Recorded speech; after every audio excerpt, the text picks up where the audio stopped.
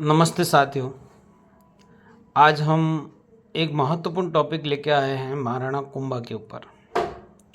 मैं आपको RPSC first grade, second grade, REET main, REET pre, Patwar, fourth grade, Rajasthan में होने जा रही सभी प्रतियोगिता परीक्षाओं के लिए ये वीडियो बहुत ही महत्वपूर्ण है। तो आप इस वीडियो को पूरा देखें तो आपको महाराणा कुंभा पूरा समझ में आ जाएगा। वीडियो को लाइक, शेयर, सब्सक्राइब जरूर करें, बेल आइकन को ज़रूर दबाएं। अब तक जिसने इस वीडियो को सब्सक्राइब नहीं किया है वो इस वीडियो को सब्सक्राइब करें ताकि जो नई अपडेट हैं वो जल्दी आपके पास पहुंच सके। तो बिना देर किए हम चलते हैं अपने टॉपिक पे। हम बात करेंगे महाराणा कुंभा के बारे में। महाराणा कुंभा के बारे में बात करते हैं। महाराणा कुंभा देखिए 1433 से 1468 में इनका कार्यकाल रहता है। महाराणा कुंभा की हमें जानकारी कहाँ से मिलती है? तो जानकारी के स्रोत हैं इनके एक तो एकलिंग महात्म्य, रसिक प्रिया, कोमलगढ़ प्रशस्ति, कीर्ति स्तंभ प्रशस्ति। ये महाराणा कुंभा के बारे में हमें जानकारी देते हैं कि महाराणा कुंभा की इतिहास की जानकारी उपलब्ध करवाते हैं। एकलिंग महात्म्य, रसिक प्रिया, कोमलगढ़ प्रशस्ति, कीर्ति स्तंभ प्रशस्ति। तो यहाँ से प्रश्न अगर बने कि कुंभा के इतिहास को जानने के कौन कौन से स्रोत हैं, तो एकलिंग महात्म्य है, रसिक प्रिया है, कोमलगढ़ प्रशस्ति है और कीर्ति स्तंभ प्रशस्ति है। ये इनके इतिहास की क्या देते हैं? जानकारी उपलब्ध करवाते हैं। अब अगर देखें कि कुंभा के लिए पारंपरिक जो कठिनाइयाँ थी वो कठिनाइयाँ क्या थी, तो जब सिंहासन रोहन हुआ था उस समय कुंभा के समय अनेक समस्याएं थी। कुछ बाहरी भी थी, कुछ आंतरिक समस्याएं भी थी। तो सबसे बड़ी बात करें कि आंतरिक इनके घर की जो समस्या थी वो समस्या थी चाचा और मेरा। क्या थी? चाचा और मेरा, ये समस्या थी। इन्होंने क्या किया था कि कुंभा के पारंपरिक समय में चाचा और मेरा की समस्या थी। उन्होंने उसके पिता मौकल का क्या कर दिया था? वध कर दिया था। यानी उनके पिता मौकल का वध कर दिया था। ये वध किसने किया था? ये किया था मौकल ने। किसने किया था? मौकल ने किया था। ये आपको ध्यान में रखना है। मौकल ने उसका क्या किया था? वध कर दिया था।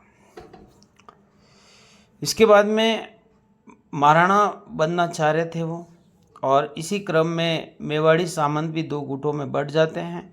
एक गुट तो इनके चाचा मेरा का बन जाता है, उनका सहयोगी था महपा पवार, और दूसरा बन जाता है कुंभा का गुट। तो दो गुट बन गए, एक तो चाचा मेरा का और उसके साथ कौन थे? महपा पवार, और दूसरा गुट जो है वो कुंभा का समर्थन गुट बन जाता है। इस प्रकार दो गुट बन जाते हैं। किसके में? अंदर, कुंभा के अंदर दो गुट बन जाते हैं। ये आपको याद रखना है। आगे बढ़ते हैं अपन। दूसरी समस्या इनकी थी कि इस अवस्था का लाभ उठाकर अनेक राजपूत जो राजपूत सामंत थे अपना स्वतंत्र राज्य स्थापित करना चाहते थे। यानी जो राजपूत सामंत जो थे वो भी अपने साम्राज्य का क्या करना चाहते थे? विस्तार करना चाहते थे। इसके साथ में ही तीसरी समस्या थी मालवा व गुजरात। कौन सी समस्या थी? तीसरी समस्या थी आपके मालवा और गुजरात। मालवा व गुजरात एवं नागौर के जो मुस्लिम शासक थे वो मौकल के समय से ही मेवाड़ क्षेत्र में अपना साम्राज्य विस्तार करना चाहते थे, और अब वो मेवाड़ पर आक्रमण की फिराक में थे। इतना ही नहीं, सिरोही व अबूरोड के राजपूत सरदारों ने सुल्तान का प्रभुत्व स्वीकार कर लिया था। और कुंभा ने इन समस्याओं के निराकरण के लिए कुछ काम किए थे। वो कौन से किए थे वो देखते हैं। कुंभा ने इसके लिए क्या किया? देखिए, कुंभा ने सबसे पहला जो काम किया था वो ये था कि इन्होंने जो काम किया वो बहुत ही महत्वपूर्ण काम किया था। सबसे पहला जो कदम उठाया उसने इनकी समस्या को ख़त्म करने के लिए वो ये था, चाचा मेरा का दमन करना। महाराणा कुंभा ने सर्वप्रथम चाचा एवं मेरा तथा उसके समर्थक सामंतों की शक्ति का दमन किया। उसके पिता के हत्यारे थे।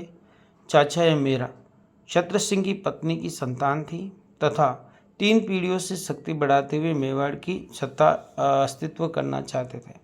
उन्होंने अनेक सामंतों को भी अपने पक्ष में कर लिया था। ये मेवाड़ के दक्षिणी क्षेत्र में भीलों की सेवा को संगठित करके मेवाड़ से युद्ध करने की तैयारी कर रहे थे। कोटड़ा पहाड़ी में छिपे हुए थे। महाराणा ने पता लगाया। इनका दमन करने के लिए रणमल एवं राघव देव के नेतृत्व में एक सेना भेजी थी, जिसके साथ संघर्ष में साचा मेरा तथा उसके समर्थक मारे गए। इस प्रकार विद्रोही सामंतों की शक्ति का दमन कर कुंभा ने सेम की स्थिति को मजबूत किया और भीलों को अपनी और मिलाकर भावी योजनाओं का क्रियान्वित किया था। तो ये पहला कदम इसने उठाया था। चाचा मेरा और उनके जो सहयोगी थे उनका क्या किया था, इसने दमन कर लिया था। इसके बाद में इसके अलावा और भी जो समस्या थी उन समस्याओं को वो कैसे ख़त्म करता है वो 2 नंबर बात करते हैं कि दूसरी जो समस्या थी वो कैसे समाप्त करते हैं वो देखते हैं। इन्होंने क्या किया, दूसरी समस्या को ख़त्म कैसे किया वो देखो। सामंतों पर नियंत्रण कुंभा के पिता लाखा सिंह ने वृद्धावस्था मारवाड़ की राजकुमारी रणमल की बहन हंसाबाई, इसका नाम है हंसाबाई, क्या नाम है, हंसा, याद रखना, हंसाबाई, हंजाबाई नहीं है, हंसाबाई है। क्या नाम है, हंसाबाई। हंसाबाई जो है, हंसाबाई ने सामंतों पर नियंत्रण कुंभा के पिता लाखा सिंह ने वृद्धावस्था मारवाड़ की राजकुमारी रणमल की बहन हंसाबाई से विवाह किया था। रणमल ने इस विवाह की अनुमति सशर्त दी थी कि उसे उत्पन्न जो पुत्र होगा वो मेवाड़ का क्या बनेगा, उत्तराधिकारी। लाखा के ज्येष्ठ पुत्र हुए थे पुत्र शुंडा ने पितृ भक्ति का उदाहरण प्रस्तुत करते हुए स्वयं का राज्य अधिकार त्याग दिया था। जब लाखा की मृत्यु हो गई तो हंसाबाई का पुत्र मौकल कम आयु में महाराणा बना। इसको शुंडा ने पूर्ण निष्ठा के साथ साम्राज्य संचालन में अपना सहयोग दिया था। तो ये भी समस्या इसकी क्या हो गई थी, खत्म कर दी थी। इसके बाद में आगे बढ़ते हैं। लेकिन शासन में शुंडा के जो हैं, शासन में जो शुंडा के जो हैं, शुंडा के जो के प्रभाव को देखकर हंसाबाई अनायासी सशंकित हो गई तथा अपने पुत्र मौकल की सहायता करने के लिए मारवाड़ में अपने भाई रणमल को मेवाड़ बुला लिया। रणमल ने अपनी स्थिति मजबूत करने के उद्देश्य से अनेक मारवाड़ी सामंतों को उच्च पदों पर नियुक्त करवा दिया। इससे मेवाड़ के सामंतों में ये भावना घर करने लगी कि मेवाड़ पर अप्रत्यक्ष रूप से मारवाड़ का शासन स्थापित हो रहा है। शुंडा रणमल की नीतियों से परेशान होकर मांडू चला जाता है और शुंडा के भाई राघव देव का रणमल में षड्यंत्र पूर्वक वध करवा दिया। सरदारों में रणमल के विरुद्ध असंतोष बढ़ता जा रहा था। ऐसी स्थिति में मांडू से शुंडा भी मेवाड़ आ गया और सरदारों ने षड्यंत्र रच कर रणमल की हत्या करवा दी। इस कृत्य में कुंभा की कोई प्रत्यक्ष भूमिका नहीं थी, लेकिन मारवाड़ के राठौड़ों का जो प्रभाव बढ़ता जा रहा था वह समाप्त हो गया। 5 वर्ष की अवधि में चाचा मेरा तथा रणमल के कारण पैदा हो जाने वाली समस्याओं को हल कर महाराणा ने अपने घरेलू समस्याओं का क्या कर दिया, अंत कर दिया। तो ये जो सारी समस्याएं थी, जो पारंपरिक समस्या जो थी, चाहे वो चाचा मेरा की हो, चाहे वो रणमल की हो, जो मेवाड़ के मारवाड़ के सामंतों की हो, तो ये सारी जो पारंपरिक समस्या थी उन पारंपरिक समस्याओं को क्या कर दी, खत्म कर दी गई। अब कुंभा की राजनीतिक उपलब्धियाँ क्या है, कुंभा जो हैं कौन कौन से युद्ध जीतता है, तो उसके बारे में बात करते हैं कि कुंभा ने कौन कौन सा युद्ध जीते थे। तो अगर हम बात करें, देखिए कुंभा के जो युद्ध हैं वो कौन कौन से थे। सबसे पहले हम बात करें कुंभा की पारंपरिक विजय। पहली है आबू एवं सिरोही पर अधिकार। कुंभा ने जो है ना आबू और सिरोही पर अधिकार, सिरोही के देवड़ा चौहान थे सहसमल पराजित करके आबू एवं सिरोही पर अधिकार किया। महाराणा कुंभा ने डोडिया सरदार नरसिंह के नेतृत्व में मेवाड़ी सेना भेजी और आबू और उसके निकटवर्ती जो क्षेत्र था सिरोही का भाग वो इसके कब्जे में ले लिया गया। इसके बाद में कहते हैं कि कुंभा ने इसके साथ ही और भी युद्ध काफ़ी लड़े थे। जो देखिए महाराणा कुंभा ने आपको बता दिया कि जो सरदार भेजा था नरसिंह को भेजा था मेवाड़ी सेना का नेतृत्व करने के लिए आबू और सिरोही में, और वहाँ राज कौन कर रहा था? सहसमल। तो सहसमल को पराजित करके आबू और सिरोही का क्षेत्र जो है वो कुंभा ने ले लिया। दूसरा बात करें मेवाड़ और मारवाड़ की मैत्री। हंसाबाई के भाई मारवाड़ के रणमल की मेवाड़ में हत्या हो जाने के बाद महाराणा कुंभा का विचार था कि यदि मारवाड़ पर जोधा का अधिकार सुरक्षित रहा तो वह संगठित होकर मेवाड़ पर आक्रमण कर सकता, अतः उसे संगठित नहीं होने देना है। इसी अभिप्राय से महाराणा कुंभा ने शुंडा को जोधा के राज्य पर आक्रमण करने के लिए भेजा। शुंडा ने जोधा की राजधानी मंडोर पर अधिकार कर लिया और जोधा वहां से भागकर काहोनी गांव में जाकर छुप गया। जोधा ने मारवाड़ से दूर रहकर कई बार मंडोर लेने का प्रयास किया, लेकिन उसे हर बार पराजित का सामना करना पड़ा था। महाराणा कुंभा गुजरात तथा मालवा के अभियान में भी लगा हुआ था। वह मेवाड़ मारवाड़ के मध्य मैत्रीपूर्ण संबंध स्थापित करना चाहता था। हंसाबाई जो महाराणा की दादी थी वह भी चाहती थी कि मंडोर पर अधिक समय तक अधिकार न रखा जाए। इन कर्म से इन मेवाड़ और मारवाड़ में क्या हो गई थी? संधि हो गई थी। फिर क्या होता है, अपनी पुत्री श्रृंगार देवी का विवाह जो है महाराणा कुंभा के पुत्र रायमल के साथ करके मैत्री संबंधों को क्या किया? मजबूत किया। फिर होता है सारंगपुर का युद्ध। देखो सारंगपुर का युद्ध बहुत इंपॉर्टेंट है, ये एग्जाम में पूछा जाता है, इसलिए इसको याद रखना बहुत ज़रूरी है कि सारंगपुर का जो युद्ध है वो बहुत ही इम्पोर्टेंट हैं आपके लिए, महत्वपूर्ण प्रश्न बन जाता है यहाँ से। सारंगपुर का युद्ध महाराणा कुंभा ने मोहम्मद खिलजी के राज्य पर 1437 ईस्वी में आक्रमण किया। दोनों सेनाओं के मध्य सारंगपुर के पास जोरदार संघर्ष हुआ था, जिसमें मोहम्मद की सेना को परास्त होकर भागना पड़ा। इस भागती हुई सेना का मांडू तक कुंभा ने पीछा किया। महाराणा कुंभा ने मालवा के सुल्तान को पकड़कर बंदी बनाने में सफलता प्राप्त की। कोमलगढ़ प्रशस्ति के अनुसार बंदी बनाकर सुल्तान को कुंभा से तोड़ ले आया था। कहाँ लेकर आया था? इसको चित्तौड़ लेके आया था। ये पकड़ के उसको कहाँ लेके आ गए थे? चित्तौड़ लेके आ गया था। कौन? कुंभा। किसको? मोहम्मद खिलजी को। इस विजय के उपलक्ष्य में महाराणा कुंभा ने कीर्ति स्तंभ का निर्माण करवाया। 6 महीने तक सुल्तान को बंदी बनाए रखने के बाद उसे स्वतंत्र कर मालवा भेज दिया। कर्नल टोड ने बताया कि कुंभा द्वारा मुक्त करने की नीति की आलोचना की। पहले ही भी भारतीय नरेश ने इस प्रकार की भूल की थी जिनके परिणाम ठीक नहीं निकले थे। आपको बताया पृथ्वीराज ने भी ऐसे ही गलती की थी, लेकिन डॉक्टर गोपीनाथ शर्मा का कहना है कि महाराणा कुंभा का ये कदम बिल्कुल सही था, क्योंकि मालवा जैसे दूरस्थ राज्य को अधिक समय तक अपने अधिकार में बनाए रखना कठिन कार्य था।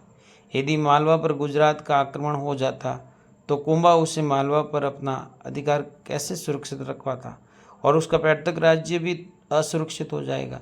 इसलिए मोहम्मद को 6 माह बंदी बनाकर महाराणा क्या करता है, सभी पक्षों पर सोच विचार करके उसे क्या कर लेता है? मुक्त कर देता है।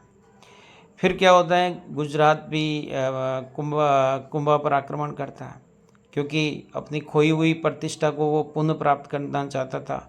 उसमें कौन था? कुतुबुद्दीन, जिसने 1456 ईस्वी में एक विशाल सेना के साथ चित्तौड़ पर क्या किया था?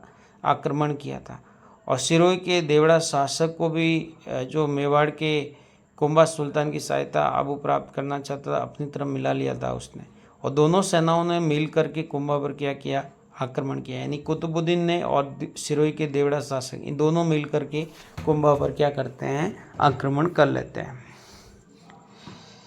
फिर क्या होता है, कुंभा की सेना की प्रहारक क्षमता इतनी अधिक थी कि वह परास्त होकर युद्ध भूमि से भाग छूटे। सुल्तान का पराजय का कलंक लगा। उसे किसी तरह कम करने के लिए वह मेवाड़ की राजधानी क्षेत्र को छोड़कर कुमलगढ़ के ऊपर अधिकार करने के उद्देश्य से आगे बढ़ा।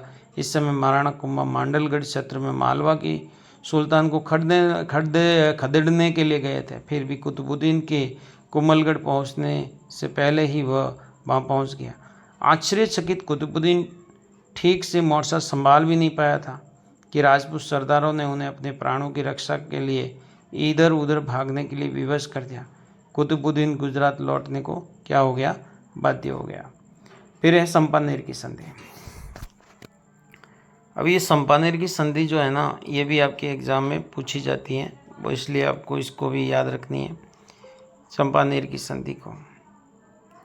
संपानेर की संधि पराजित व अपमानित गुजरात का सुल्तान जब वापस लौट रहा था तो उस मार्ग में मालवा के सुल्तान का दूत मिला, जिसने कहा कि यदि मालवा और गुजरात साथ मिलकर मेवाड़ पर आक्रमण करें तो मेवाड़ की शक्ति को नष्ट किया जा सकता है। दोनों मुस्लिम सुल्तान एक होकर संयुक्त रूप से कुंभा के विरुद्ध प्रभावी कार्रवाई करने की योजना बना रहे थे। उन्होंने युद्ध में विजय प्राप्त करने के बाद मेवाड़ के दक्षिणी भाग पर गुजरात का अधिकार तथा पूर्वी भाग पर मालवा का अधिकार स्वीकार करके मेवाड़ के क्षेत्रों का आपस में बंटवारा करने की क्या कर ली थी, संधि कर ली। और ये संधि क्या कहलाई थी, संपानेर की संधि कहलाती, जो 1451 ईस्वी में लगभग हुई थी।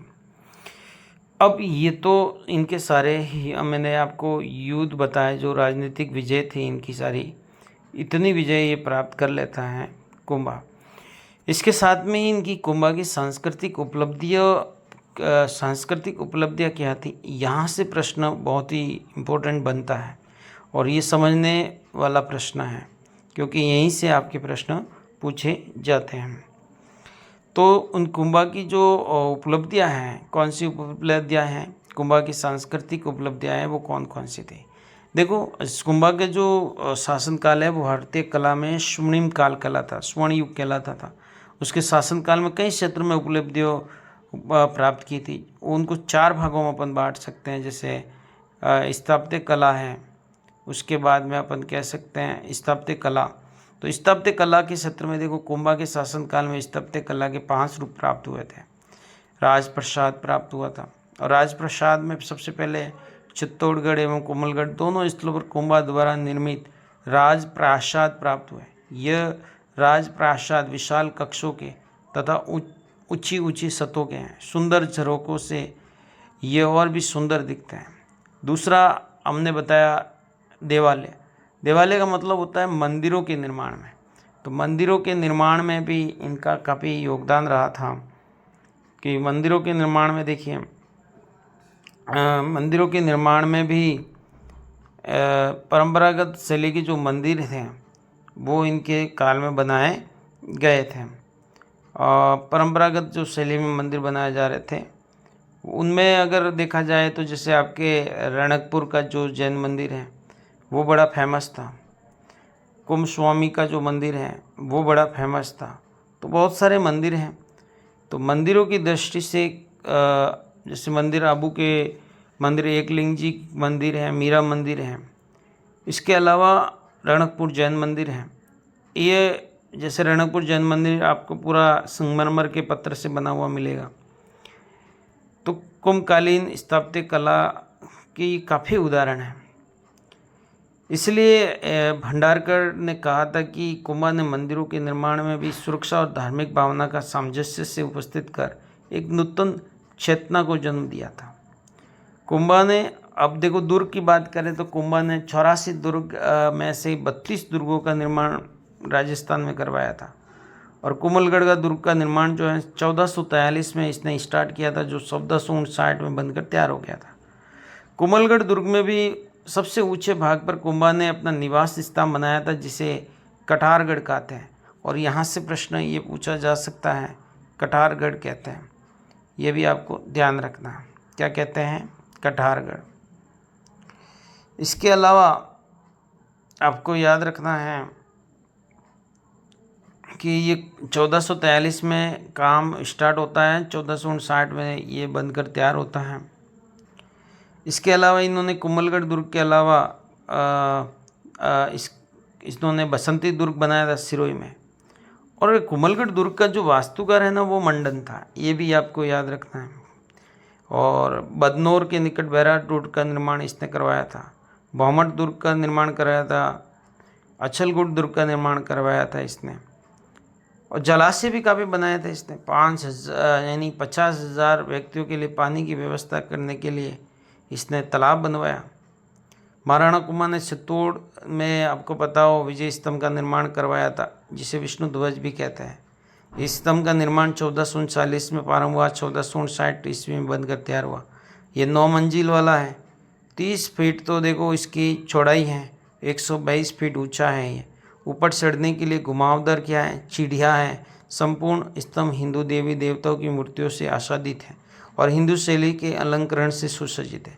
महाराणा कुंभा ने मालवा के सुल्तान मोहम्मद खिलजी पर विजय प्राप्त करने के उपलक्ष्य में इस स्तंभ का निर्माण करवाया था, इसलिए इसे विजय स्तंभ भी हम कहते हैं। स्तंभ के मुख्य द्वार पर भगवान विष्णु की प्रतिमा होने के कारण इसे विष्णु ध्वज के नाम से भी क्या करते हैं, अपन पुकारते हैं। तो इतने सारे मंदिरों का निर्माण इसने करवाया था, विजय स्तंभ का निर्माण करवाया था। ये भी यहाँ से प्रश्न पूछा आपको जा सकता है, तो आपको पूरी तरह से ये नोट्स तैयार करने हैं। ये सारे आरबीएससी बोर्ड की पुस्तक के हैं, तो यहाँ से प्रश्न इम्पोर्टेंस बनता है और आपको ये पढ़ना चाहिए। इसके अलावा देखिए, महाराणा कुंभा ने मालवा के सुल्तान मोहम्मद खिलजी पर विजय प्राप्त करने के उपलक्ष्य में स्तंभ का निर्माण करवाया था, इसलिए इसे क्या कहते हैं, विजय स्तंभ। स्तंभ के मुख्य द्वार पर भगवान विष्णु की प्रतिमा होने के कारण इसे विष्णु ध्वज भी कहा जाता है। अब कला, मूर्ति कला में देखा जाए तो काफ़ी मूर्तियाँ हिंदू और जैन मंदिरों में अनेक मूर्ति प्रतिमा भी आपको देखने को मिलेगी। चित्रकला में अगर देखा जाए तो सुपासनाथ सरिय नामक ग्रंथ इसने चित्रित किया था। संगीत कला, महाराणा कुंभा स्वयं उच्च कोटि के संगीतज्ञ थे।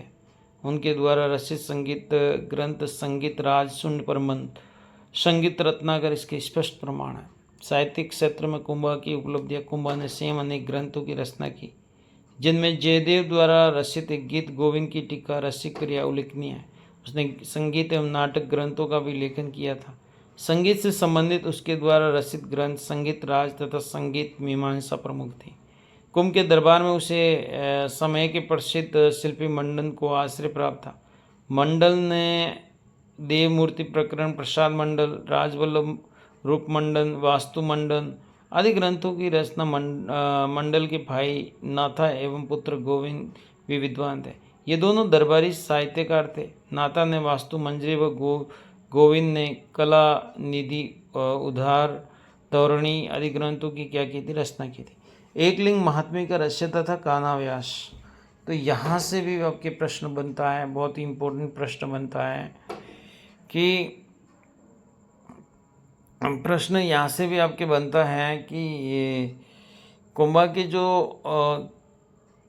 उपाधियाँ क्या क्या थे। तो उपाधियों के बारे में भी प्रश्न आपसे पूछा जा सकते हैं। कुंभा की बहुत सारी उपाधियाँ थी, जिन्हें हाल गुरु, दान गुरु भी कहते थे। तो वो उपाधियाँ कौन कौन सी है वो देखते हैं अपन। कुंभा की उपाधियाँ कौन कौन सी थी, तो कुंभा की उपाधियों के बारे में अपन देखते हैं कि उनकी उपाधियाँ कौन कौन सी थी। देखिए, साहित्यिक क्षेत्र में कुंभा की उपलब्धियाँ, कुंभा ने स्वयं अनेक ग्रंथों की रचना की थी, जिसमें मैंने बताया आपको जयदेव द्वारा रचित लिखी थी गीत गोविंद टीका, ये एग्जाम में पूछी जाती है। रसिक प्रिया इनकी इम्पोर्टेंट है।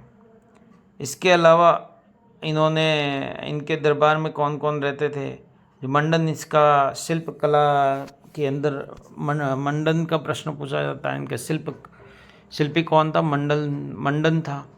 इन्होंने, मंडन ने देखो देव मूर्ति प्रकरण, प्रसाद मंडल, राजवल्लभ रूप मंडल, वास्तु मंडल आदि ग्रंथों की क्या की थी, रचनाएं की थी।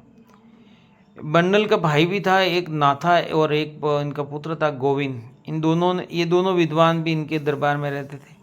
नाथा ने वास्तु मंजरी, गोविंद ने कला निधि, उद्धार, धोरणी आदि ग्रंथों की रचना की थी।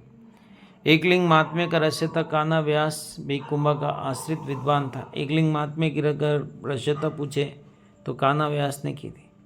सोम सुंदर, जयसन सूरी, सोमदेव सुंदर, सूरी माणिक्य आदि जो जैन विद्वान जो थे वो मेवाड़ में सम्मान पाते थे कुंभा के दरबार में। कुंभा की उपाधियाँ देखो, महाराजा धीराज कहते थे इसको, राय रायन भी कहते थे, रापो रासो, महाराणा, राजगुरु, दानगुरु, हालगुरु, परम गुरु, ये सारे नामों से कुंभा जो है वो जाना जाता था। तो मैंने आपको ये सारा बताया है कि कुंभा का बहुत ही इतिहास में महत्वपूर्ण स्थान है। तो कुंभा से संबंधित जो भी प्रश्न है वो इनसे पढ़कर जाएं, ताकि आपका एक भी सवाल गलत नहीं होगा। प्यारे विद्यार्थियों, इस टॉपिक को अच्छे तरीके से आप देखिए और इसकी पीडीएफ आपको मिल जाएगी और डिस्क्रिप्शन में आप इसकी पीडीएफ को डाउनलोड कर सकते हैं।